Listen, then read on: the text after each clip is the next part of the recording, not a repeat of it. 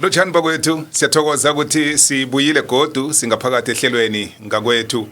Ngiloke leli hlelo la sikhuluma khona ngendaba ezithinda umndeni. Singathinda ubaba, singathinda uma, singathinda umntwana. Ngakwethu we are talking about home. This is our home. This is where we share all the information and life perspectives and also trying to bring the families together. My name is Bongani Mthombothi. Lami bizonke ngubongani. Angisingedwa ngihlezi nekutani yekhethu usibonile episode esidlulekiyo phambilini ngiyaqabanga ukuthi namhlanje uyafisa ukuzwa ukuthi usiphatheleni umkholozi khuluma ngoLucas wakwamsiza Mkholozi Lodge Mthombothi Lodge Mthombothi ngiyakulochisa Mthombothi siphethe indaba ezimnandi indaba ezigitakitawo yeah siphethe indaba ezimnandi Mthombothi esifuna ukuzisebantwini our main aim goal lethu Mthombothi is to reach to our people. Yes, ukuzama ukwakha nokwakhisana. Yeah, no ngifuna ukuthi ngaphambi kobana singene ekudleni kwanamhlanje Mkholozi ngikuthokoze ndoda ekhethu. Abanye bethu haye bafuna ukuthokoza umuntu angasezwa. Ngithokoza icontribution. Okay. Ngithokoza ukwenza isikhathi. Ngithokoza ukuzinikela. Ngithokoza ukuthi nakunento ehlezi esifubeni sakho uthi ke ngikhuphukele ngakwamthombothi apha ke siyokuhlala phasi sibone ukuthi akunando esingakhekhe siyabelane nabanye abantu na. Sithokoza nama facilities ama resources la uzima siboleke wona. Ukuthi sikhona ukuzenza into ezi. Sikhambisana ne technology esesiphila ngaphakathi kwayo amalanga la. Ngomba na siphile esikhathini se digital. Kuhle ukuthi singasaleli ngemva. Khulukhulu nangelimi lethu lesindebele. Abomna kwethu nabodadewethu abomma nabobaba bogogo nabomkhulu abakhona ngaphandle apha. Yes. Phela nasikhuluma ngabogogo nabomkhulu amalanga la sakhuluma ngabantu abaluphele khulu. No. Abogogo bamalanga la sekuba umuntu sesemutsha kodwa umthonde sekugogo kasigede. Asikayinini itechnology. Ngikuthokoza ngaleyo ndlela Mkholozi galelo lakho ndoda ekhethu ukuthi usikime uze ngaphakathi ngakwethu. Kuleli hlelo elikhulu kangaka ngaphakathi kweYouTube. Wena ke mbukela ungakhohlwa ukusubscribe, ungakhohlwa ukulike, ungakhohlwa ukucomment, ungakhohlwa nokushare abanye ubatshela ukuthi sesiphosele. Ngale kwalokho activate i-notification bell yakho ukwenzela ukuthi ke nasiphosela enye nenye episode etsha ube ngewokthoma to get i-notification yokuthi sekune episode etsha. Mkholozi siphetheni namhlanje. Mthombothi man kengithi nami ngikuthokoze godi emva ukuthi na ungithokozile. Ngithokoza i-opportunity Mthombothi ukuhlangana kwami nawe Mthombothi akusimamanga ngiyakholela ukuthi kuyihloso asihloso yami nawe kuyihloso kazima ngoba mina nawe sibabantu abakholwako ke godi qiniso. So ihloso yami nawe Mthombothi kufinyelela abantwini bekhaya okhunye sikwenza ku Mthombothi kuthuthukisa ilimi ngoba ama podcast manengi akhona mara ke thina ke okhunye sikwenza sifuna ukuveza nokuletha ilimo nobundebele ebantwini ukuthi angitsho ukuthi abanye abantu sibavalela ngaphandle sizokuzama ukuthi sizame at least ukuthi nabanye abantu siba accommodate but ihloso yethu enye ukuthi sithuthukisa into esingiyo. Ngithe ngiphethe indaba ezimnandi indaba engiziphatheko ezakitakita kosethu somthatshana kosebusa ngamahlaya yatsho njalo ngedrayini wathi eMandebele ngiphethe indaba ezimnandi indaba mina namhlanje Mthombothi isakhambelana nelwazi lokuhlomelelisa umuntu. Yes, ikhulume sokukhulumela phezulu kwayo Mthombothi ngileyo ngokumnandi kangaka Mthombothi indaba mnasi Mthombothi ukusuka ngesikhathi semvakhulu la uzimathoma khona ukwenza umuntu uzimzange nziphoso lokuthi umuntu angamnikeli ilwazi. Uzimzanga yenza iphoso leyo yokuthi umuntu kumele abe nelwazi.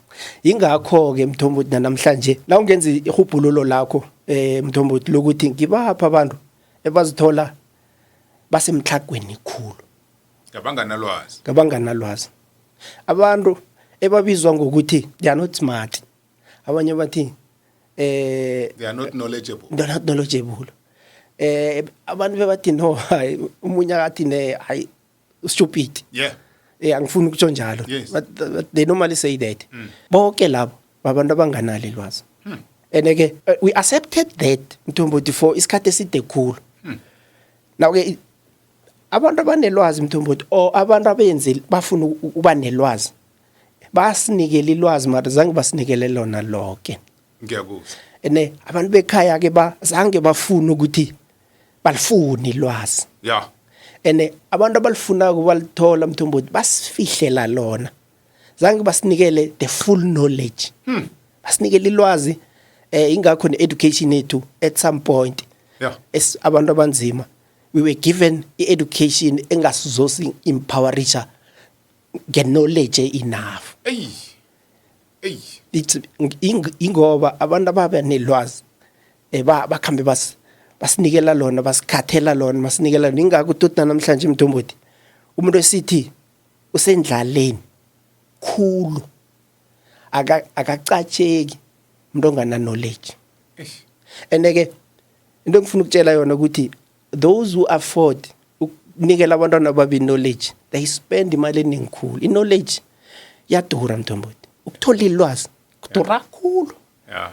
You have to spend imali eningi for ukuthi omunye umuntu empowerishe ngelwazi. Ingakho ke nabanga affordiko ukuthi abantwana baba banikele ilwazi kuba buhlungu ke kibo ngebo ikusasa nempumelelo ilele elwazini indaba mnasi uzimu Mthombothi ekuthomeni nakathoma ukwenza umuntu utanqeda ucreate umuntu uAdam utshala umuthi esimini before ucreate uEve muthi wani Mkholozi umuthi wokuphila nomuthi welwazi tree of life and tree of knowledge. Tree of life and tree of knowledge. Wow.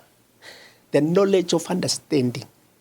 Ne ukwazi okuhle konke nokumbi lokho ke Mthombothi it's a clear sign ukuthi uzimo wathi ngiqeda ukwenza umuntu and wa empowerisha ngelwazi manje kuba yini wathi singawudli Mthombothi ngoba sicabanga ukuthi ilwazi liyadliwa ikinga kwaba ngilokho Mthombothi ikinga kwaba ukuthi ene na uthi uyicala iBhayibheli uEfa uthi umuntu akhona bowucale kumuhle uqaleka ngathi wangawudla uzokudlela futhi the mistake ukuthi ufuna ukudla umuthi welwazi Mthombothi ulwazi liyadliwa na now asifunde umhlolo welizwi ukuthi uzimo uthini ukuthi noEfa wathina kabona umuthi siyokufunda iBhayibheli Mkholozi nawo tisifunda. Yes Mthombothi ngoba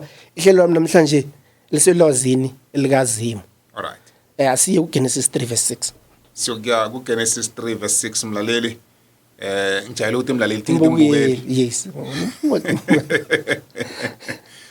Mbukeli wethu siyokufunda incwadi kaGenesis. We are reading from the book of Genesis chapter 3 and we're going to be reading from verse 6. Yeah. For those who don't understand isiNdebele.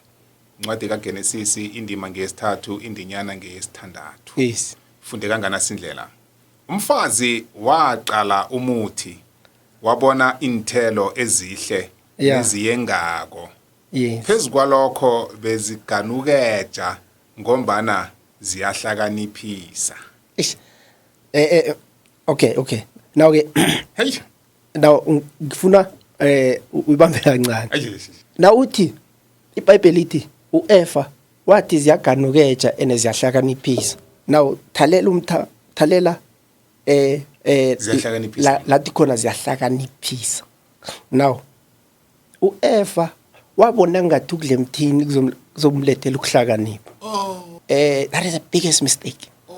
Now ke Mkholozi sikhame soyifuna ngesingisi. Na jama yes ngiphethe ngesingisi. Ithi yona the woman could see that the tree was beautiful and the fruits looked so good to be eaten. The fruits look so good to eat, good you can eat them. Yeah. But langifuna khona ithi she also liked the idea that it will make her wise. The idea. Yes. Ngoba cabanga ukuthi nakangadlala uyokuhlaka. Yes. Now into yenzaka kuMthombothi. Remember emva kokuthi badlile same day God visited them uzimo weza. And then the same day they lost the tree of knowledge. The same day. They lost even the tree of life. Yeah, even the tree of life. Yo. But then today I'm talking about knowledge.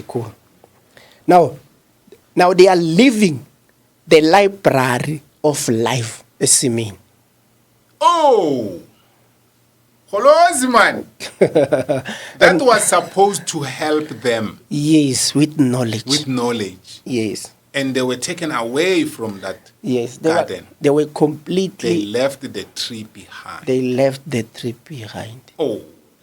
Now, from that day till today, all the humankind, now today we are still searching the tree that we left. And we think by eating, we are going to be knowledgeable. Yes. Now, okay. Mtomboti. It said ukuthi ngithi thina African people, I think we were more affected in eating and thinking ukuthi will be wise. Oh yes. You know why ngitsho njalo Mtomboti? Ngikulalela Mkholozi. Ngitsho lokhu Mtomboti ngibanga lokuthi if you check indlela yethu yokuphila thina abantu bekhaya, we are still thinking ukuthi ukuhlaba sidle kuzosenza abantu abangcono, abantu abahlakaniphileko nabantu abaziba nechudo. We are still thinking like that. Let me tell you why Mtomboti.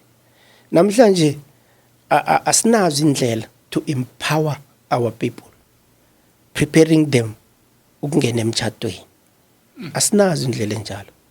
We are thinking ukuthi sahlaba abantu badla, sahlanganisa ababili ngokuhlaba, lokho it's a guarantee ukuthi they will be successful emtchadweni. Now we are thinking ukuthi ukuba lucky uqacheka Mtomboti ukuthi uhlangane nomuntu wathi naye azokubereka. Some of us even today basacabanga ukuthi for them ukuthi bathola ama opportunity kumele bayokuhlaba. Badle abanye ke anokudla badle sebayahlaba. Umuntu othe ngiyahlaba loyo uthi iza kusale ngidla mara mina nihlabile isitshebo ngisakhe. Now lokho kusitshela ukuthi sisenze imphoso zenziwa nguF esimini. Abanye siyahlaba sithi into esihlabileyo lapho. Abanye benza njalo. Isalidliwa nguloyo. Yeah. Manje ngiyasaba ukuthi utatlonga. Katsho njalo bukela angathi utatla mina. Bathi utatla blatshwa ngabe yalatshwa ngabe balaphisa.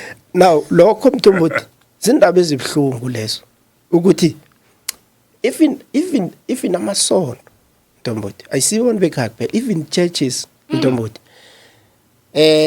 even today kunabantu abathi izesondweni lami nakafika athi thatha ini udle or thatha ini wezele amavasilina into eziningi, churches that mafuta, holy waters siyawabala ngobuningi.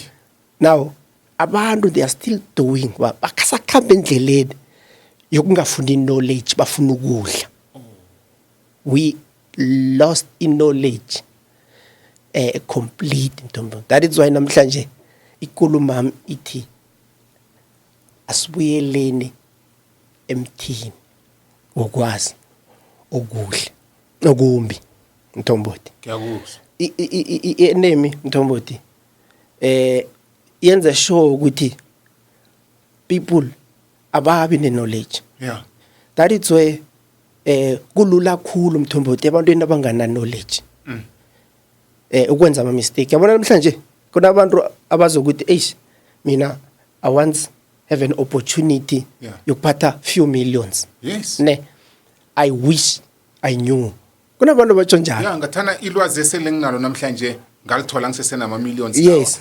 Into engayenzako. Yeah. Bengeze ngayenza namhlanje. Yes. Ngelwazi eselenginalo nje. Yeah.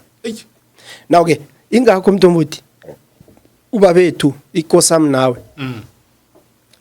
unenkulumo enye ayilethako encwadini kaMatthew ku6 ku33 yes uthi nakatshela abantu lapho ukuthi uthi kibo funani cangi yeah umbuso yeah seek first the kingdom. It's not a plan yakazima ukuthi sifumane izinto before knowledge. yes That is not a plan of God. Ukuthi uzimo asinikele imali singana knowledge ukuthi siyohandlelisha kanjani. Or singana knowledge ukuthi abanye bethu ngasibulala abanye sebabulela abanye bayabulele mthombo. abanye babulela So akusihloso yakazima ukuthi we must commit ourselves emechadweni singana knowledge. Asihloso kazima mthombo. Now into yenzakeleko nasi abantu ababa ne-knowledge anyana engcono ngaphambili mthombo. They gave us part of knowledge okuncane of which it's an education esinayo namhlanje. Now education yoku-empowerisha nge-knowledge yokuthi ube skillful yeah or ube a certain a qualification. ngiyakuzwa The smart ones, they came up with that knowledge and thina sabambelela kiyo khulu azange sisafuna knowledge edluleleko yamambala. Yes, zange sisayifuna knowledge engeneleleko mthombo. The knowledge that will empower us in all angles. Eyafuna inkosi Solomon zange sifune la nawe mthombo ongikara net nawo zalapha. Now nasindaba mthombo uSolomon nawo icalako ikulumo yakhe nokuthi wafundani kuzima. That is a clear sign yokuthi this guy actually by right he was trying to tap on the real knowledge. He was tapping from the real source of knowledge. Yes. Of which is Jesus. Wow. He was trying to uti mina I want to go back to the tree of life. Yes. Uthi ngifuna ukubuyela esimini to the real knowledge. Uthi mina la baqotshwa khona ne uAdam noEva. Uthi mina ngifuna ukubuyela lapha. Ngiyokuthola the original. Yes. Naw kwenzakala neva kwalokho. Tshela abantu bakho. Kholosi waba yinkosi. Yeah. Namhlanje ekwaze ukubusa ngokuhlakanipha. Ngaphandle kokuthi mhlambe singenelele kuye. Uzimo naye ngakhavakatshele mina nawe nombukeli athi ngingakwenzelani. Ngempilo yanamhlanje yini ofuna ngwenza? Abanye bethu siyombawa imali. Yeah. Ngiba ungiphi imali, ngiba ugcwalisa ibank account ami ngama millions nama trillions nama billions. Sokubawa lendo lezo. Kodwa na phezulu kwesihloko mkholozi oze naso siyogcina sibuyela ekubeni zinqhaka zokubhalelwa kumanager ama trillions nama billions lawo uzima zabasiphe wona. Yena zanga bawa imali waba wilwazi waba ukuhlakanipha ukuhlakanipha kuza nani nomnotho ke mthombo.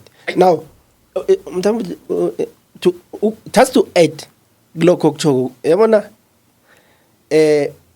in a practical way mthombo kuyiletha just to ukwenzela umuntu osibukeleko isibonelo sihle. Yabona ukuthi the frustration abantu ababili abazithola bakiyo abathi standana kakhulu. Yeah. Or the cause of ama divorces amaningi. The cause of abantu losing ama business. The cause of people failing to multiply okuncane. Yes. Abanakho kungebanga lokuthi abana knowledge. Yazi mntomo uthi kunomuntu ongakutshela ukuthi hey ubani mina naye besihlezi kumnandi and ngisamthanda. Mara because of bebangana knowledge yokuthi how to build into abahlangene ngayo.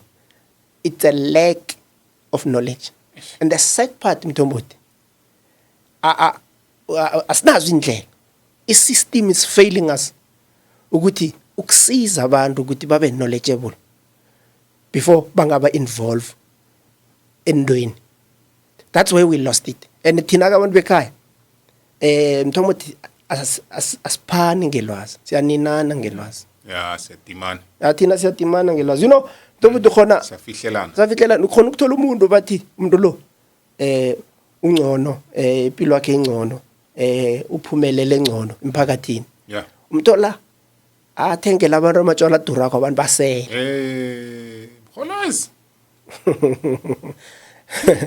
Bebamgugele phezulu bamphakamisele phezulu bathi it's our hero ne usuke uze ebantwini bokufika uthole badlala igolf sharing knowledge yeah like share knowledge networking networking so thina abantu bekhaya we are failing that Mthombothi and the reason is that we are not tapping from the source. yes Now ke ngifuna siyokufunda encwadini ka Luke 11:52. Lucas Yeah. sifunda incwadi kaLukas mlaleli Luke chapter 11 verse 52 for those who don't understand it's in the Bible we are reading from the book of Luke chapter 11 verse 52 Yeah. it reads as follows maye kini zazimthetho Yes. nisuse isihluthulelo somnyango welwazi Yeah. nani ngokwenu azange ningene navimbela nabagade basathi bayangena Eish. Eish. Now okay, let me read it. Yes. Ngelimi lokuboleko. yeah Ithi yona it how terrible for you teachers of the law. You have kept the key that opens the door to knowledge. You yourself will not go in. And you stop those who are trying to go in. those who are trying to enter Yeah, you are. Bathini basivimbe ngekolo basivimbe hayi ngekolo. mana sikhulumeni amaqiniso Yeah. bathethe ikolo bayibeka la yabasikhiye sivimbe Yes. indaba zelwazi zembuso Yes. sasala nekolo Yes.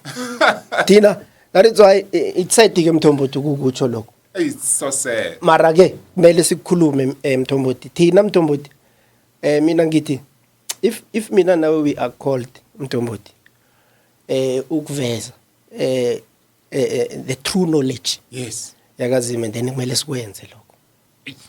Now ithi uzima uthi appointed you ne aba priest nabo bonke abantu bakhambisa izwi likazima. yes Sithi namhlanje sibafundisa. yeah Uthi nginikele inkhiya zokuvula umnyango we-knowledge. hey nisiphethe Uthi niphethe inkhiya zokuvula umnyango. Now when I'm talking about there's a door of knowledge. And for mina nawe to enter ne there are those who are appointed esibathemba kakhulu ne they kept the keys to themselves to themselves and you know what even themselves they are not entering Kholas uthini man Uthi even themselves they are not entering. Kholas uthini even themselves Yes, abangeni isho njalo iBhayibheli Mthombothi. Now ke the tree of knowledge is the one that God planted.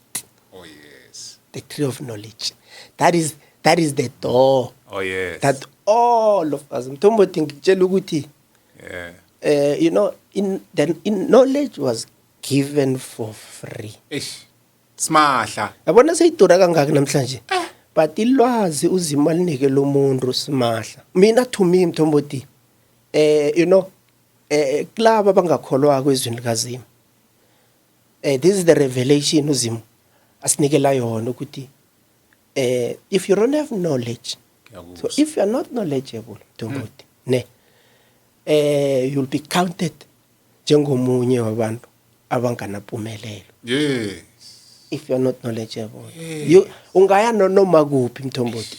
Umunye nomunye umnyango uzokufuna ukungena ke bazokubuza ukuthi qualification onayo yini, igrade oyiphasa kuyini. Because even today we are all of us searching the tree of knowledge esawuchiya esimini yase Eden. wow Now uJesu uthi I gave amakhiya kilabo engibathembe ukuthi bakhambisa izwi lami. Bathatha amakhiya bajama eminyango, they are gatekeepers Mthombothi. Bogosa bajama eminyango Mthombothi bavimbela abantu abafuna ukungena embusweni Mthombothi. Remember, now Christ is calling us to the kingdom of God. Yes. Amakhiya lawo Mthombothi ngokuvula iminyango. That is why athi seek first the kingdom. Seek first the kingdom. After uthola umbuso, ithi iBhayibheli konke. Remember, now you are empowered by the full knowledge of God. I mean, that is what we are searching for. We are searching the fullness of God, of which it's a knowledge that Christ, why he was bringing kithi emhlabeni. He wanted us when Mthombothi ukuthi we must have the full knowledge. Ingakho uKristu athi funani cangi umbuso. Because lokulunga kwakhe, because the fullness of God kuba sembusweni wakhe. To understand, to have the full knowledge. Mthombothi. Now there are few people abathe, indlela zika Satan Mthombothi ukudestroy abantu bekhaya sizubhlungu. Because people who go to church, they will spend isikhathi esiningi badliswa, baseza, bafuthiswa, bagapiswa. It's sad Mthombothi. And kunomunye umuntu ozokubona ngathi no, he's pointing at us. No, I'm not pointing at anyone. Ngikhuluma iqiniso lokuthi abantu balahlekiswa ngokunikeleni ezimnandi ngoba umuthi iBhayibheli wabonakala ngathi mhle khulu nenthelo zakhona zimnandi. Now even today people are failing inside the church because they don't have the full knowledge kasini Mthombothi. uJesu ke wezela lokho ukuzokuletha ilwazi. uKristu wazela lokho Mthombothi. Mholozi ifihlakalwe ngaka. Laba abangamfuniko ilwazi elilethwe nguKristu basese sephasini lobuqhaka. Ubuqhaka obufanise ngabo ukuthi umuntu olambileko nohlogako namhlanje umuntu onganalwazi. And kunalaba abaphethe ilwazana lephaseli abazibona ngathi banothe umnotho wephasina nawo ngokwawo engeze bakhamba nawo nabalichiyako iphaseli. Kubhlungu kangangani ukuthi uzuze iphasi lonke kodwa ulahlekelwe uphilo bakho egqineni. Na uhlongakalako awuzazi uyapi.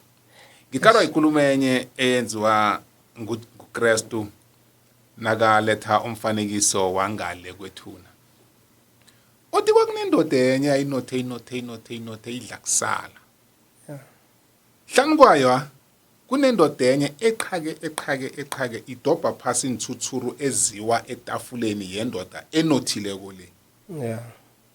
This is the parable and the picture that shows how afterlife looks like. Right? Yes. This is a rich man. He's got everything in this planet Earth because he's still on this side.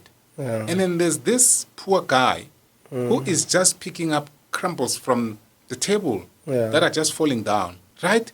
Now, uJesu uyaraga uthi bahlongakala. You see? Now he's showing us what they've passed the side that we are on it now. They are on the other side. But baya endaweni ezihlukileko. So kunomunye umuntu othi no mina nginothile ngapha nangibhubhako ngesibayeni sabezimbi ekhaya. There's someone saying that. Fine, we are not against that. We are fine, it's okay. Lungile. Kodwana if uKristu nakade alethe ilwazi elingaka ngaka elifihlakalo kithi thina abangapha sil ignorelana. Wayongalifunisisa ukuthi eqinisweni nangihlongakala la ngiyaphi.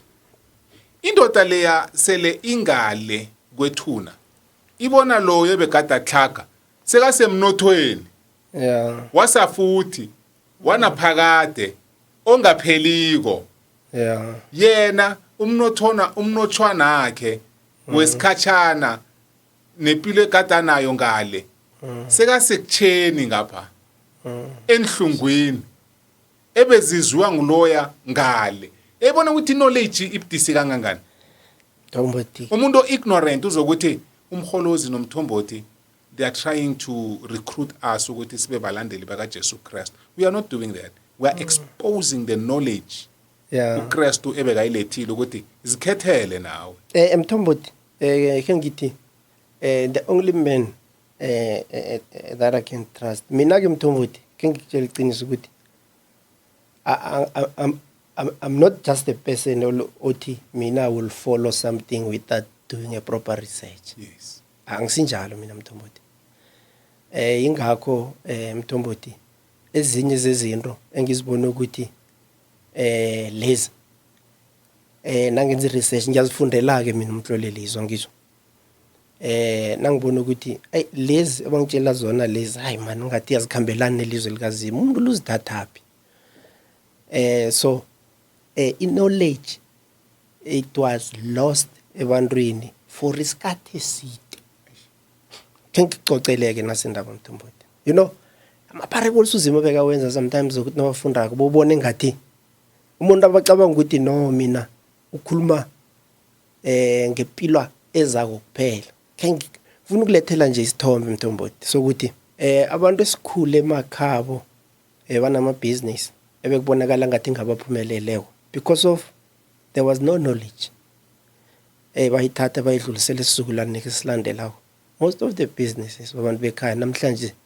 angena abantu bokufika nawe ke ngifuna ukulethela isithombe nje silula sabantu ababili ukuthi lendoda lebenothile ne isicebi besinothile uLazaro bekanganana nganani angisho wena Mthombothi nawe ke ngifuna ukuthi namhlanje wena ungathi knowledge unothile ne mara ungana knowledge Mthombothi ufuna ukulalele kuhle Mthombothi namhlanje wena ungakhamba uzibethe isifuba ukuthi mina nginothile ne now unganayo knowledge ebuya kuZimu now nongana knowledge ebuya kuZimu Mthombothi kungenzeka ukuthi ukunotha kwakho ungasadlulele esizukulwaneni esilandelako now ke nasikhuluma ngesizukulwane esilandelayo sikhuluma ngesicebi ukuthi in this generation isicebi esinothile in the next generation isicebi esiphuwa angizwa Mthombothi unomphela now ke unomphela now mina Mthombothi ngifuna ukuyilethe ekhaya I want to bring it home ukuthi if umuntu Mthombothi anganayo knowledge fullness knowledge yakaZimu ukunotha kwakho kungenzeka ukuthi kunothe wena wedwa ukunotha kwakho kube ngokwanamhlanje now ke the generation that will come after wena is going to suffer now ke Mthombothi ngisakhulumela emhlabeni ke nje uyangizwa ukuthi ngithini that is why ngenze example ngokuthi ekilabo kethe bangayi nayo knowledge labo Mthombothi ezange bakwazi ukutransfera iskill ebanazo to igeneration elandelayo most of the business lawo namhlanje kunabantu abahlala kiwo abantu bokufika because of they zange bafuna ukuthepha into the fullness knowledge yakaZimu zange bafuna ukuthepha into that fullness knowledge yakaZimu because of ignorance nake uJesu uthi if awufuni knowledge engeneleleko ukuceba kwakho kungenzeka kube ngekwakho wedwa ngoba wena noceda ukufa bekuphelile ngawo bekuphelile mkholosi that is why wenze bekuphelile that is why uthi man la ngikhona ngiyatsha ne sengingimeke khulu ukuceba kwami zange kungisiza ngalito uyabawa uzothini yes uthi baba Abrahama akunangenye indlela na uthuma umunye abuyele kubafowethu le nginabo umnakwethu le abaphila impilo ebegade ngiyiphila abaphila abeza ngendlela engikhambe ukuthi yikolelo engikhambe ngayo ngakholelwa ukuthi ingiyo yamambala abomnakwethu abanye ngibachiye ngemva le nabo beza ngayo. Now ke Mthombothi, knowledge uzima asinikela yona, it was a complete knowledge yokwazi konke Kombuso wakhe. kombuso wakhe. That is why embusweni uzima sibizela kiwo, sizokhuluma ngombuso kodwa embusweni uzima sibizela kuyo knowledge, the fullness knowledge yakazima.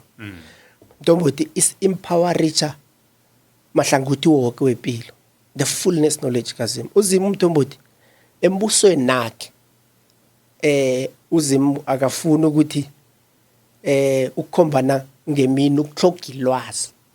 Ingakho ngelinye ilanga uJesu ecocela ilanga ngelinye uJesu the first miracle yaka Jesu besemtshadweni. Now abachata ababili, they were planning for a marriage and they managed to fail. Zange benze proper planning. Ngelanga lomtshado bebalwa makoti nomkhwenyana. Umunye abangisumunye ukuthi no mara zange lapho wafela, lapho zange ukhona besa chota ngewayini kanu abantu uqala nje akumnandi kuphelile ne. Then uJesu kanti umenyiwe na emtshadweni loyo. What? No, relax. As long as umenyiwe mina ngingawari. Now ihloso yakhe it was to cover egel zonke ezempilo. Ihloso kaJesu ngleyo. Nakafika kuLazaro Popile bekathi no uLazaro amvuze. Afika ngelinye ilanga abantu bayadla lapho ukudla kuyatshoda umsana uthi nene ngawari man, lethani lokho okuncane awul multiply it. Ngelinye ilanga umkhwekazi kaPeter uyagula ugulela ukufa. Uyafika uthi nene ephethe umgomano wamphilisi uyaphola. Now ke ngelinye ilanga bathi ne man uJesu bambangisa ukuthi abhadele itaxi. Uthi kwenzakalani uthi ya mara wena what ne okay wena kama ufish yokuthoma ubhadele itaxi uphilo bethu bo. Now usimo sibizele lokho Mthombothi. Yeah. The knowledge uzima empowerisha ngayo ukuthi in our marriages Mthombothi we must be having health marriages. Yeah. And in our health life ufuna ukuthi singaba abantu singabe nolwazi ukuthi sidle noma yini. And in our finances uzima ufuna ukuthi we must be covered Mthombothi. Ilwazi uzima sinikela lona akunala lichoda khona. In the church yaka Kristu Jesu akunala kumele kube nelwazi elingekho. That was fullness knowledge. Wow. Now ke uthi uJesu ke sifunde godi enye indinyana nas uMatthew 13 verse 11. Wayithinde lapho Mthombothi. Siyokufunda mbukeli namhlanje khona sidla into ezimnandi yazi. Kholozo ufike kuhle, ufike ngenyanga kaNobayeni batiza myeni sidle ngawe. Mthombothi ngiyathokoza ukuthi ngifiseleke vier nokuthi yeah. Langa lami nginobayeni ngisho Mthombothi. Sifunda uMatthew 13 ne? Yes, 11. We are reading from the book of Matthew chapter 13 verse 11. Yes. Waphendula wathi ilwazi lemfihlakalo zombuso wezulu linikelwe nina kodwa nabona abakanikelwa. Kholozo bethi impura. Ilwazi la kuphi? Ilwazi lefihlakalo zombuso. Yeah, wezulwini. Yes. Linikelwe nina. Yes. Kodwa nabona abakanikelwa. Bafihlelwa. Yeah. Now bonke Mthombothi kuthi ukuthi na ulifuna kufanele uze embusweni. Yeah.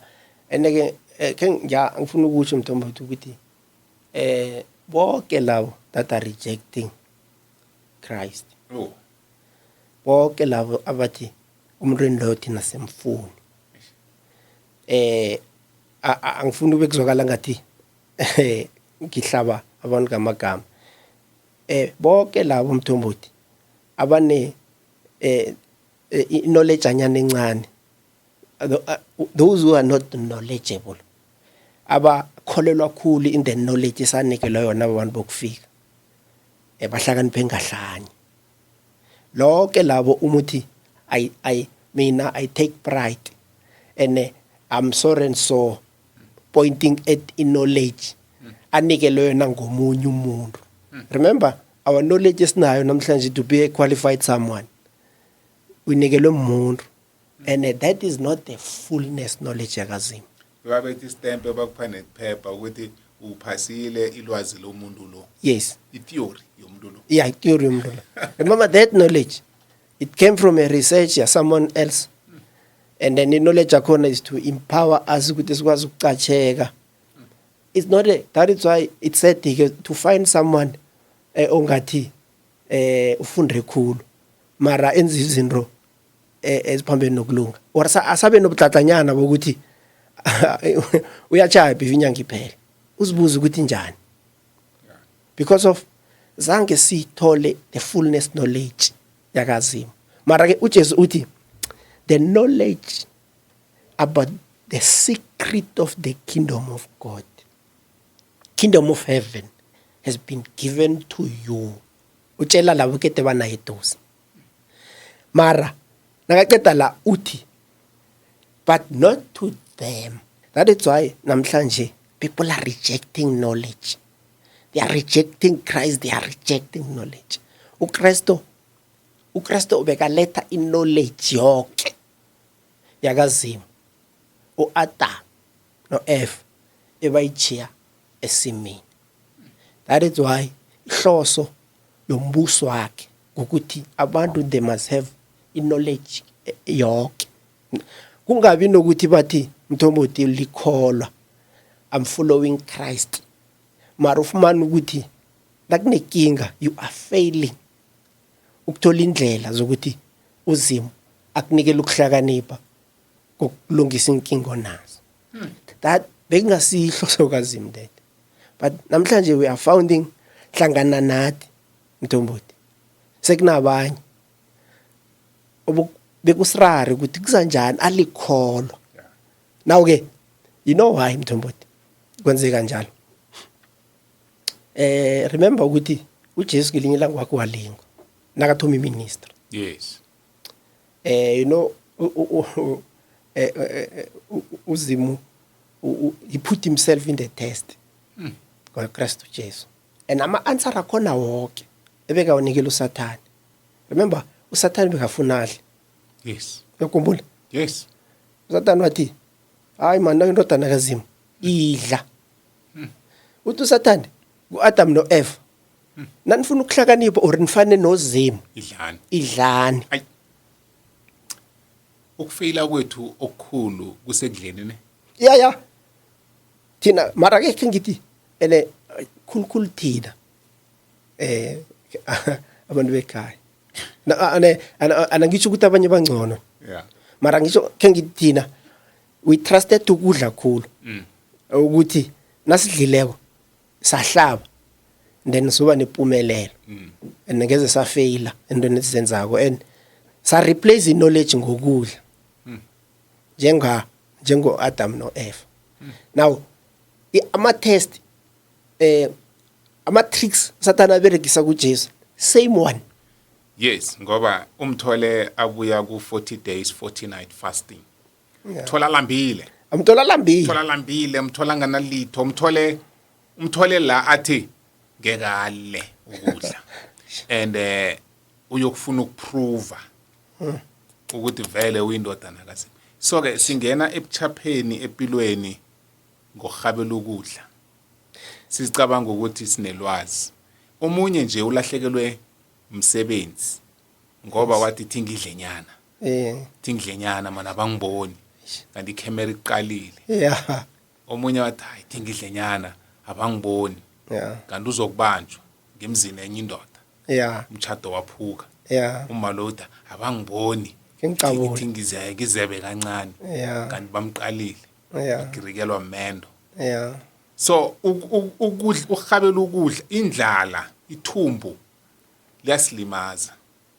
Abantu nje bagegagega kuma commission of what kudla. Yeah. And isociety esiphila kiyo yonke nawuthi uyacheck mthombothi. Abantu they rejected knowledge. Ukumultiply lokho okuncane abanakho. Abantu bazithemba bona ukuthi mina ngathengisa ngami ukuthi nethi ngidle. Omunye wathi man umthumegisa wathi mi ungajela abantu idla. Hayi.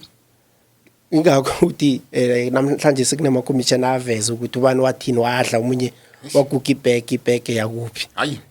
Ngebanga lani. You know mthombothi incwadi enye bengiyifunda ne yomuntu omunye wayibhala kade wathi uNapoleon Hill. Yes. Outwitting the devil. Uveza indaba yokuthi into esathathelwa yona khulu mthombothi esinganayo sebelwa yona khulu mthombothi kuberegisa imkhumbulo yethu ngebanga lokuthi besingana knowledge nalabo abanayo encane mthombothi ne ngebanga lokuthi abafuni ukuzi-empowerisha nge-knowledge engeneleleko naw ne-knowledge enengi mthombothi the trees zikasathane uzibona zikude. Yes. That is why uJesu wathi ngaphendula uSathane wathi musa ukubhaliwa I have a knowledge man. Yes. What name man ngafunda musa kutloliwe. Yeah kutloliwe. Umuntu akaphili ngobrotho kuphela. Yes. Uthi uJesu nawe then nangezwi Yes. akazimu umuntu uyaphila. Yeah now ke wenza nakatsho njalo uthi nangezwi likazimu uyaphila. Umbuyisela back to the knowledge umuntu ayilahlekelwa ngiyo. Kuhle ukhuluma straight uthi umuntu akaphili ngokudla aza kuphosa ngaphandle kusasa. Yeah. Kodwa umuntu uphila ngokudla akufaka emkhumbulweni wakhe. Yeah. Yes. Utsho njalo. Umuntu uphila ngeknowledge, umuntu uphila ngelwazi. That is why Hey nonganalwazi vele uyabhubha msi. That's why usiya wathi abantu bafa ngebanga lokuthi abanalwazi. Yes. Ukuthoma kokuthi Kholoza sibele incwadi leya kaNapoleon Hill. Yeah. Utheni isihloko sakhe? Outwitting the devil. Outwitting the devil. Incwadi emnandi mthombothi. Yabhalwa kade 1937. Yo. Mina nginethi Think and Grow Rich. Yeah. Cabanga ukuthi ngileya abantu abaningi abayazi Yeah. edumileyo. Now, khona enye ayibhala ngo-1937 Outwitting the devil. Yeah. Think and Grow Rich, I think beyincwadi okuthoma. Nginayo nami Think and Grow Rich. I think sengiphise ngayo maybe kayi-2 kayi-3. Yeah. Ngithenge ngifunde bemnandi umunye umuntu bengibona ukuthi nakangayifunda ilwazi enginayo naye angabanalo. Ngihlomelele ukuthi wonke ama-principle weBhayibhelini. Nawufunda incwadi leyo ufunde neBhayibheli ukhona ukubona ukuthi uNapoleon Hill lo bekalikholwa eliserious. Bekalikholwa uNapoleon. Ikholwa elikhulu. Kule ngitshela ngayo mthombothi imnandi ikhuluke leyo bengitshela umkami ngithi you know what ngangifunda incwadi lebe ngibona ukuthi kuhle this book it was supposed to be part of a Bible. Yes. The way ukhuluma ngama tricks awaberekisako mthombothi uthi sesikhuluma ngoNapoleon now mara it's a knowledge abantu esifuna ukubanikela yona. Yes. Uthi kunendlela ezi3 uSathane azilethako ukwenza sure ukuthi umuntu uyamlahlekisa. Ithi kokuthoma mthombothi umdimi ilwazi ne kwesibili umnikela ifear yokusaba ukufa o umnikela ifear yokuthi ngale kokufa uyokuhlaga kakhulu ne ingakho abantu bekhaya mthombothi bakhona ukuphila uphilo babo bonke ene lokho ukukhuluma ngenhliziyo ebuhlungu ngoba ngiyabathanda. Ukhona ukuthi umuntu abereke uphilo bakhe bonke aberekele ukuthi ngale kokufa ukube uwenze konke akumela kwenze emhlabeni. Uyangizokuthi ngithi mthombothi abereka umbereko ungekho okuncane kufumanako enze sure ukuthi ama savings akanawo mara ufuna ukwenza sure ukuthi nakafileko uzabenze konke. uNapoleon uthi matrix akasathani. Kwesibili uthi yindlala. Kwesi-3 yindlala. Hayi phuzwe likhulu lana. Indlala ke ngilaw uSathane athi khona kuJesu idla. Abantu abayifuna indlala ngisho. Yeah. Idla zokuhlakanipha. Yeah. Idla zokuphumelela. Now into esifuna idla bakuboni. Yes. Into esilethako mthombothi ukuthi kune knowledge enye efihlakeleko. Ithi that is a secret of the kingdom yakazimu. Ingakho ayisibo bonke abanikelwe yona. Na uJesu nakathi funani canga umbuso wami. Seek first the kingdom. Uthi funani knowledge. The fullness knowledge yakazimu. The fullness knowledge of God. Fullness knowledge of God, it covers everything. Now, if uthola umuntu mthombothi uthi mina I'm empowering people with knowledge. Maranga banikela knowledge okucover ipilo yabo yonke complete. Yeah. Then there is not a fullness of knowledge. No. It's just a skill of survival. That's a skill of survival. That's a skill of survival. That's all we have. So nangifika lapha ecompany wamkholozi bathi no grade band ngiyabajela and then qualification university ngiyabajela. That's a skill of survival. Now, It's a limited knowledge yangapha kuphela.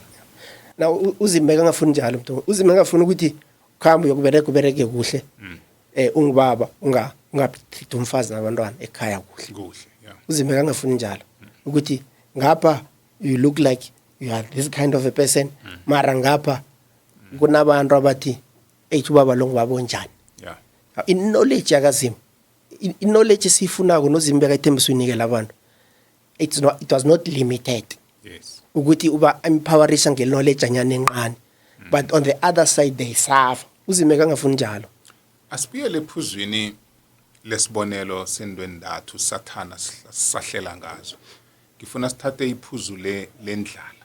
Yeah. Iqhakathekile iphuzu lelo likhulu umkholozi. Ngombana lelo phuzu lelo lithi kithi asikhambeni siyokucala nangu ubaba uJob. Yeah. Uzimo uJob beka mthembe khulu uzimo. Yeah. Bekanelwazi ubaba loyo. Yes. Lokuthi ilifa lakhe lonke libuyaphi. Yeah. Yabona umuntu onelwazi elinjalo ukuthi Yeah. akathi ilifa lami libuya efundweni enginayo ekuhlakanipheni enginayo. Wazi ukuthi ilifa lonke nabantwana enginaba abanefuyo enginayo le ngiziphiwe nguzimo engimthembileko. Right. Usathana uvakatshela ezulwini ngesikhathi somhlangano bayambuza bathi ubuyaphi uthi bengikhamba ephasini bathi uyibonile ince kwami uJob uthi iye ngibonile uthi kodwa nongangiboleka yena amalangana ngingamenza ukuthi akuthuke beka kuflathele uthi nokhamba kodwa ungathindi umphefumulo wakhe. Usathana ufika uletha indlala phezulu koJob. Uthoma ngamafa wonke udabona nangamthathela amafa la wonke walamba umuntu lo walamba nandi iphuzo ngifuna ukuliveza ngifuna ukukhuluma ngayo khulu kodwa uthi nangingamthathela amafa la wonke ngimthathela abantwana nabo ngoba uthanda abantwana bakhe ngimthathele ifuyo anayo ngimthathela igolide analo nesiliva nalo ngithathe konke ngimgulise nangiqeda la ngimphose nangamalwelwe ayokuhlala ezaleni apha abelihlazo emphakathini. Akhe sithi sikhumukane sisaziko ephasini lonke iphaseli siyazazi ingikhumukane zapha siyawazi amabillionaires sesivuke kusasa kuthiwe umuntu lo uqhakile uyokwenza njani umuntu lo nakuthi ifa lakhe uyalazi ukuthi libuyaphi uyokuba lihlazo njani kwenzeka into enjalo ngoJob. Manje uJob bekazi ukuthi ilifa lakhe bekazi siphezukwe ilifa lakhe libuye embusweni akazimo. Sele sekufike nephuzu la umkakhe athi yendoda sokuphelile ngawe sabambelele phezukwane thukuzima yakho lo ufe man chaya into le ngoba sekambona ukuthi akusana litho wathi ngamane ngiqalekise ilanga engabelethwa ngalo kunokuthi ngithukuzima ami. Yayibona indoda le iyazi ukuthi engimthembileko lo nanyana ngingakhamba konke but yena ngeza ngichiya ngeza ngilisa. Sele siyicedelela siyichuchuluza yakaJob le kwabuya konke ngokubuyelelweko. Na unelwazi elinjalo unekholo elifana nalelo wazi ukuthi into zakho zonke zephasini azibuyaphi.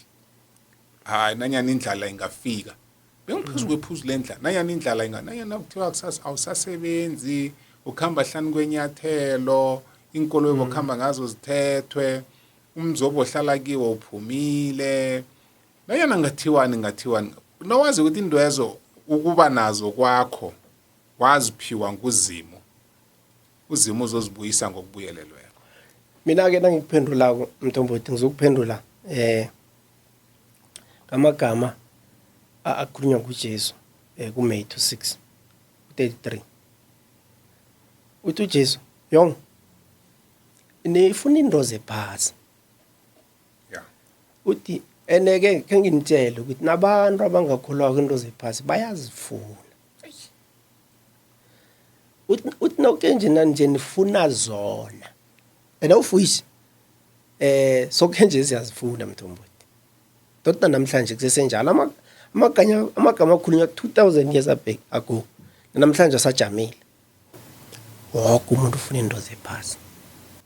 Nawe uJesu nakaphendula ukuthi mara ke nina ngithi kini funani kucangi umbuso uthi nina senu funani seek first the kingdom of God and his righteousness okunye ki konke it will be added unto you konke okunye nikufuna kuzokungezelelwa the mistake esiyenzileko mthombothi ngokuthoga knowledge ne sifune ecangi esatshelwa ukuthi singakufuni eneka abanye mthombothi bathe ngokukufuna ingakho namhlanje nomuntu ongathi mthombothi ngathoga knowledge man million ami ama-million adliwa woka phela enzani ekwenziwani bewaphenduka ihlanya mara ngibanga lokuthi uJob bekane-knowledge yonke bangachoda Diamond hayi bangachoda angachoda Diamond mthombothi no azange azithikameza zange azithikameza nawo-ke ekukhambeni mthombothi inithikamezo zozithola endleleni yakaZimu inithikamezo zozithola ene-ke bile mina nawe asingcono inithikamezo zozithola now into kumele siyifune khulu mthombothi ukuthi inithikamezo nazizako zisithole sine-knowledge sikhona ukuthi sijamelane nazo sibe ne-knowledge yonke ekuphelele fullness uJob bekanakho bekasazi njengokutsho kwakho mthombothi ukuthi okay nginembuzi nani into zonke nje umsebenzi azange ngazicreate ani zonke zibuya kuZimu uZimu wangithanda wanginikela zona so losing everything akusikinga uthi nomfazi lengunaye ngamphiwa nguZimu yeah so into esifuna sihloga kakhulu mthombothi all of us and ngithi the knowledge esinayo asingezelele beyinengi sifune nesithi singayifumana mthombothi lokho kuzosiza kakhulu not only mina nawe and the generation ezozangifa kwethu with okay they went back to the fullness knowledge yakaZimu ingakho namhlanje nibabona bakhona ukwenza ini nani eneke singala knowledge because asiyethu siphiwe sikhambise knowledge like we are doing now sizama ukubiza wonke umuntu mthombothi ukumhlomisa ukumnikela knowledge ene standards ngamandla mthombothi we are praying very hard to tap into the fullness of God to ukuba ne-knowledge epheleleko not ukuhlakanipha kwethu osakunikelwa ngabanye abantu and ukuhlakanipha nelwazi lezulwini lubanzi lithabulukile ake awukhona ukufika uthi sengifike ekugqineni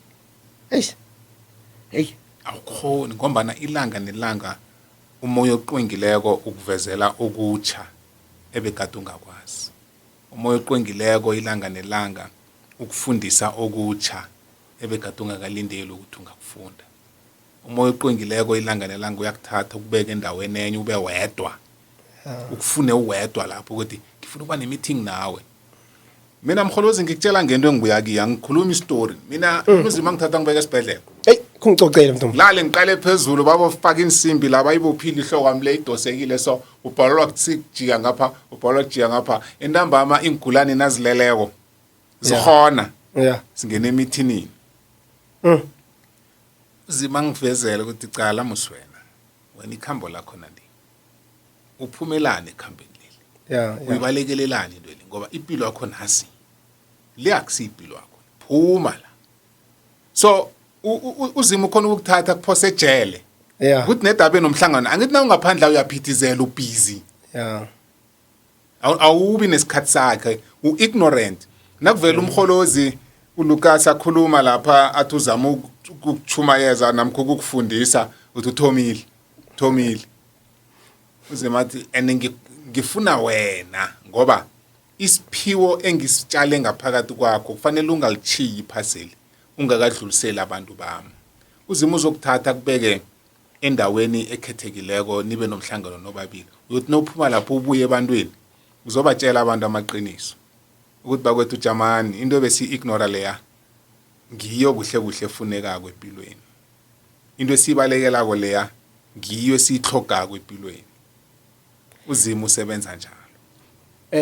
Nemthombothi akusisi isifiso sami ukuthi abantu bayile bathole uzimo kabuhlungu. Ayisisi isifiso sami sokuthi abantu bafinyelele kumazini ngebanga lokuthi uzimo abadose ngekani. Ayisisi isifiso sami. Nangithi abadose ngekani ngisho ukuthi ayisisi isifiso sami ukuthi abantu kumele bakhambe ikhambo olikhambileko wena lokulala esibhedlela. Abantu uzimbe bebakhambe bafane noJoseph baye etronkweni. Ukwazi ukuthi namkha bagunywe iface bagunywe iface mthombothi. Babaleka. Ngoba bala. So ihloso wami mthombothi ukuthi sibabizela kuye sesemnandi. Asifuni ukubabizela kuzimo ukuzokuthola iknowledge namkha ukuthi uzimo azobavezela ihloso yabo yokuphila ngengikhathi ezibhlungu. Ihloso kazimo ukuthi kusesemnandi nje babalekele kuye mthombothi. That is why ivangeli selikhambisako ukuthi abantu abeze kuye ngoba knowledge yonke mthombothi yokuthi umuntu azazi ihloso yakhe yokuphila ukuthi aphile impilo engcono.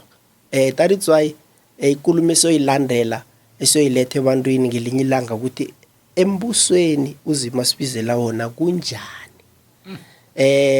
Asifunike thina mthombothi ukuchumayela uJesu. Embusweni esiphila ngaphakathi kwawo. Yes, umbuso lo kuhle kuhle uzima athi siwufune umbuso wakhona ithelo zakhona ngizizile. Ngiyafisa yazi. Umuntu ophila ngapho kholoze ngiyahalela. Kunabantu abaningi aye basibuza ukuthi yebo wonenza ngani yebo yazi uyangikhuthaza yazi ukuthi emkhumbulo nami ngifikele ukuthi yazi no the kid into engenza ngibe ngilumuntu enginguye. Asi le ongayifuniko le. Asi uKristu sakhetha yena thina. Sakhetha yena Shoot nana nikhona ukusibona. Shoot umna acalela kude nyana apha azubobolo yazi ngikhulumela kamnandi yazi. Ngangingasinje. Ngathi ngemva kokukhetha uKristu ngalalela imfundiso za ngazijayeza ngavuma ukuba mntwana ngamunye ibisi kilaba abangamukelisa yena ngamunyamunya umntwana ngamunye ibisi umnomphela uyakhula adla umratha aluma inyama umntwana akakhasi namkhahlalela phuthelwe uyaphuma aphuthuluka ajama qina gijima raga ibholo eqabe emkhulu nina senisibona sesibakhulu sinje sikwazi ukukhuluma ngaye nathi sithoma sibhayiza sathoma nathi sibhalelwa kulizwisisa iBhayibheli ukuthi liyini kodwa namhlanje sesikhona ukuthi ngihlale no Lucas nje okwamsiza sizama ukuletha yona indaba le mthombothi into esise ebantwini nasi mthombothi uzima mhle kangaka uzima mhle kangaka mthombothi ihloso kazima ngomuntu into engikarako sonke sibabantu sivumelana kongelethu ukuthi esingibakhe esibuya kuye senziwa nguye nesinakho konke nesikudla konke nefuyo yonke akunamuntu uthi mina ubaba wenza inkomo sonke sivumelana ngokuthi ukhona wasidalawo nephasi siphila kilo ngelakhe. Now ke emva kwesikhathi eside mthombothi abantu baphila ngaphandle kokubona uzima seduze nabantu nokuhlukana khulu naye kwamkatelela uzima ukuthi azokuphila hlangana nabantu adle nabo asele bakuselako balahambe naye bezubuhlungu ngendodana ayilethako mthombothi. That is why mthombothi singakhoni ukuthi simphike uKristu ngoba indlela avela ngayo mthombothi nakwenza konke kuyasitshela mthombo ukuthi umuntu obelethwe ngomunye kethangeza kwenzako ingakho sithi we trusted him enough ukuchiye besikuthanda simlandrele ngoba umfanekiso kaZimu tsi ngokupheleleko nawe ke ngicocele ukuthi wenzeni emva kwalokho emva kokuthi aphile kwaIsrayeli kuphela man idorobhaneni elincane imzakhona basho bokuyibala nokuyibala ne emva kokuthi aphile lapho Mthombothi kwamkatelela ukuthi abe ngiwethu sonke ngobuzima ngwabantu bonke for 3 years uJesu Mthombothi ahlahla indlela yokuthi ngimfanekiso kaZimu enihloso wami ukuthi yokufinyelela kibo bonke abantu ngihlomise ngelwazi elanilahlekelako esithomeni ene bonke abantu Mthombothi now ke sesivala Mthombothi ihloso kaZimu Mthombothi that is why uZimu uthi ufuna ukuphila ngaphakathi kwawo wonke umuntu that is why athi nangamukela zokuhlala kini ngaphakathi kweni zokudla nani zokuphila nani now ke abantu Mthombothi into abalahlekelwe ngiyo nasi abantu balahlekelwa kuzithemba bona ne bebathemba abanye abantu uZimu uthi ufuna nina nithembe mina direct ne ingakho uZimu uhlala ngaphakathi kithi and uZimu you wanted to ukuthi ahlale kibo bonke abantu ngisho Mthombothi now abantu bekhaya bathemba amanye amadoda ngizwisisa abantu abaphatha buthongo balale bangena esibhedlela ne umuntu kuthiwa akasekho kusasa yes ene uZimu into bakangayifuni ngileyo Mthombothi and into siyifuna ukuletha abantwini ukuthi abantu abazijamele ababe nesibindi sokuqala nempilo and ngeze wakhona ukukwenza lokhu wedwa ngaphandle kokuthi kube nomuntu othi man ngizokuhlomelelisa Mthombothi yabona nawucalele nendoda estikini wabetha ninswazi zaphela kunomunye ozokuhlomisa ususihlanza ngemuva uthi uyaliphosa uyangizwisa ulibambe ubethane udino akuhlomisa nawe thina Mthombothi ukhona osihlala sihlomisa njalo inyanda ingaphela ngitho bona Mthombothi uyakuhlomisa inswazi ziphela inyanda iphela ne loqalele naye athi ngaphezulu uyangizwa ukuthini Mthombothi nawe thina samkhetha Mthombothi uhlomisa ngeenkhathi zonke Mthombothi akaphelele Mthombothi akaphelele hayi akaphelele ene ihloso kaZimu Mthombothi bekungileyo ukuthi wonke umuntu ungabi nomuntu othi lo Mthombothi man umuntu wanikelwa amandla wobuzimu wakaZimu that is why uthi yasinamagama amanye enhle kangihlalisela umzimba wakaJesu wokugcina nakakhuluma kwathi ngoba nina nikhethe mina ngizonikela amandla okwenza ukukhulu okudlula mina engikwenzeleyo you know yazi Mthombothi ukuthi nangifunda izwi likaZimu lapho kuyangithusa ukuthi nginikelwe ngahlonyeleliswa ngendlela ukuthi ngenza ukuthi uZimu trusted me enough ukuthi angangi-empowerisha nge-knowledge ukuthi ngikenza okukhulu okudlula lokho naye akwenzileko nakasesephasini okay angithi usithembise umoya oqwengileyo yes kumamandla amakhulu lawo mamandla amakhulu lawo wakhona ukuba nobudlelwano nomoya oqwengileko wamzwisisa wamuzwa wakhona ukuhlala phansi umlalele nakakhulumako hayi unakho konke now ngingakho mina na sikhuluma ngesibindi Mthombothi singenza konke sikhuluma sibuyela sithi singenza konke Mthombothi nani makubonakala ngathi lapha kunye kuneqhawe mara sithi ukhona ngaphakathi kwethu singenza konke ongaphatha ubuthongo sithi singenza konke sithi Mthombothi sikhuluma ngesibindi ngoba uthe ngihlomelelise ngokupheleleyo Mthombothi esinaye lo akapuphi Mthombothi ukufa wakuhlula mkholozi sikhathi esalako ndodekhethu ngicabanga ukuthi umbukele wethu mhlephulele pheze konke ebekade sithi siza nakho okukhambelana nelwazi kukuyeke nje ukuthi mbukeli uzokusikima uyokuthuma ukufuna le ndoda ekuthiwa nguJesu Kristu ke umzwisise ke uzenzele i-research yakho wedwa umfune ukuthi ungubani nanoma kuthiwa kunamaKristu babizwa ngokuthi maKristu ngombana bebalandela uKristu uKristu azange lethi Christianity azange lethi religion nayo leyo ungazenzela i-research yakho wedwa ngoba kusasa uyokulahleka uthi ngiyokuyakiliphi isondo nama nengangaka kunamaKristu amanengangaka bese ungena endaweni wrong lapha umkholozi bekadzubhula khona athi nina bantu abazi umthetho nina zazi zomthetho niphethe inkhiya zelwazi zombuso wezulwini